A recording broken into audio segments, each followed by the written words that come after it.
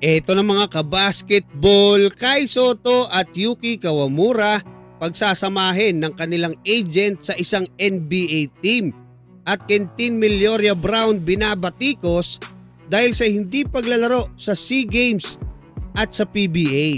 Pero bago yan, huwag kalimutan mag-like at mag-subscribe bilang pagsuporta.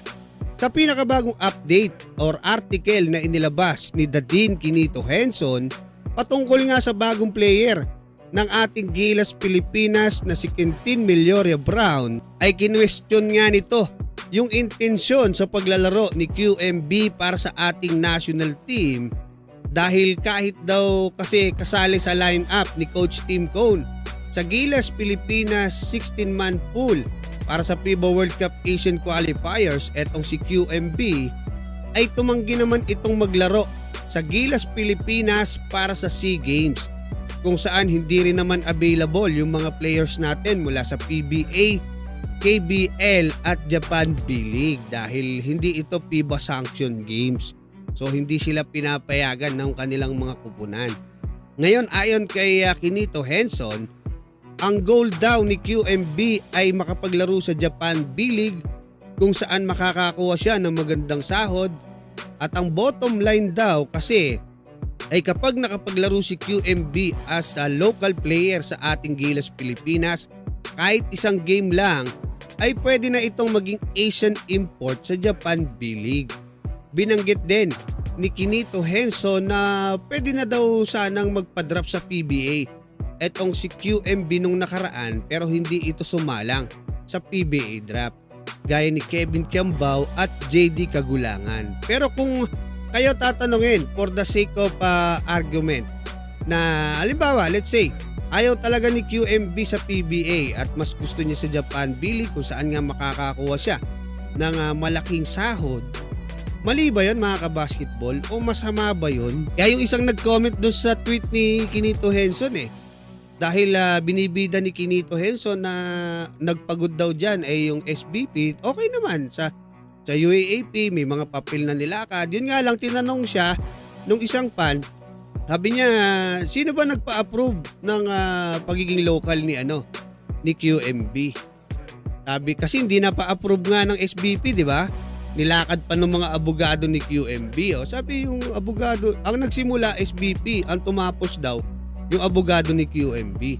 So dapat daw pala itong may mga ganyang kaso, magpatulong na lang kay QMB. Ibig sabihin mas magaling yung abogado ni QMB para dito sa representative ng ating bansa which is ang SBP.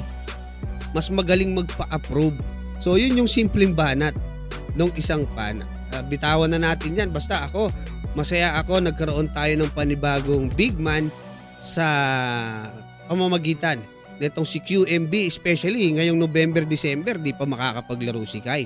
So napakalaking tulong yan para sa ating Gilas Pilipinas. Ngayon mga kabasketball, speaking of Kai Sotto, kasi natanong ko nung Webes, etong ang agent ni Kai patungkol nga kay Yuki Kawamura at kay Kai Sotto kung kailan possible ba na makita natin silang magkasama ulit sa isang kupunan gaya nung nangyari doon sa Yokohama B Corsairs kasi magaling pumasa etong si Yuki Kawamura, kaka-wave niya lang diyan sa Chicago Bulls.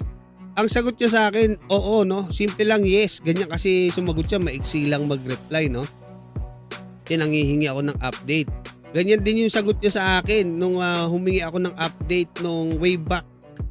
Matagal na parang June 18 yata yun bago makapaglaro sa Summer League si Kai. Humingi lang ako ng update tungkol kay Kai dyan nga sa kung possible ba siya makalaro sa Summer League. Ang sinagot niya sa akin agad, Orlando Magic Summer League. Yun ang maganda dito nga sa agent ni Kai Ngayon mga kabasketball, tinanong ko naman siya kung possible nga magsama si Kai. Oo daw, posible raw magkasama ulit si Kai at si Yuki Kawamura. Ngayon tinanong ko kung dito ba sa bagong team ni Kai sa Koshigaya Alphas diyan nga sa Japan. Ang sabi niya hindi kasi babalik sa NBA etong si Yuki Kawamura. So most likely ang tinutukoy netong agent niya na hindi ko napapangalanan ay magsasama sila sa NBA Summer League. Yun yung pinakamalapit na sagot doon. So, hindi ko lang alam yung buong detalye. Siyempre, nilalakad pa nila yan, no?